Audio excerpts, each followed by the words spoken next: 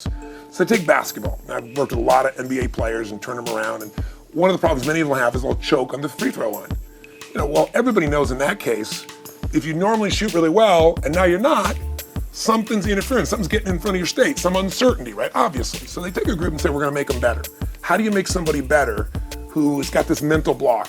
So they take a group of guys and they're gonna do free throws, and they do one group where they just practice for 6 weeks. Totally intense practice, and I forget the number of free throws, but they gotta do this many free throws every day. Take a second group and they have them not practice at all.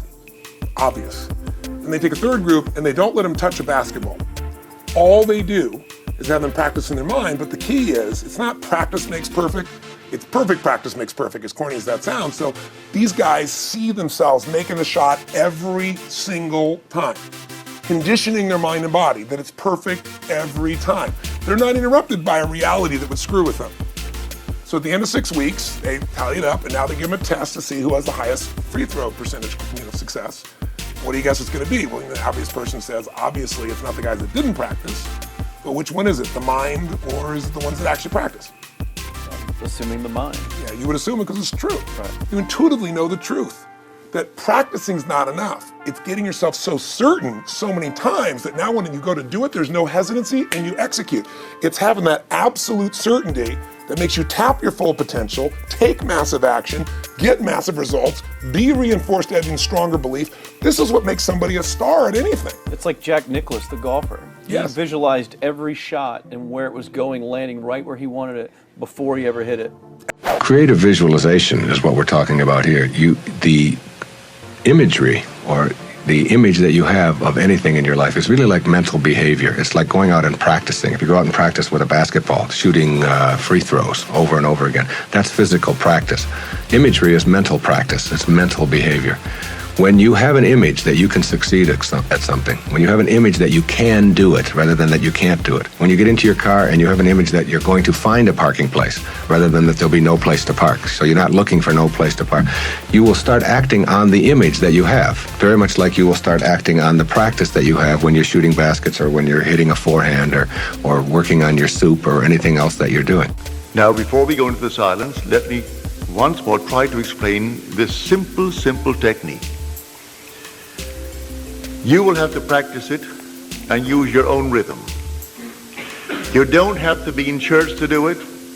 You can be sitting here tonight. You can be at home listening to nice music. You can be simply relaxing with a drink. It doesn't matter what you're doing and where you are, but want to do it. Get into a lovely, quiet, relaxed frame. No so-called holy attitude, forget that. You're holy when you're in love. God is love. So you would love it for someone else. That is all that you need, that mood. Wouldn't it be wonderful if she actually had it?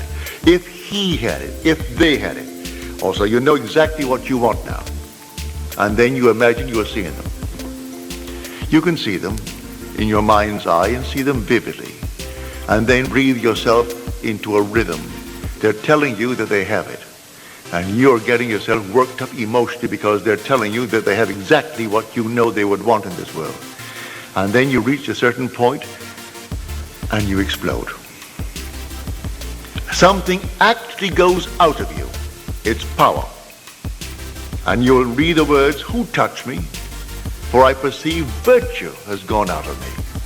At that moment, she was healed. Who touched me? And they say what? With the crowd? How could you tell who touched you with this enormous crowd? You know. You did it yourself. You work yourself up into a certain emotional state and then suddenly you explode. And you feel everything go out. And you cannot repeat it. There's no desire to repeat it. It was an actual psychic, sexual act. But there's no physical act. There is no evidence of any physical act. But it's the same thrill that you would were it a physical act. Work yourself right up into that state and then let it go. And do not raise one finger to make it so, any more than you would after impregnation. What can you do after pregnancy has taken place? Nothing. Leave it alone and let it take place in its own good time. Now let us go into the silence.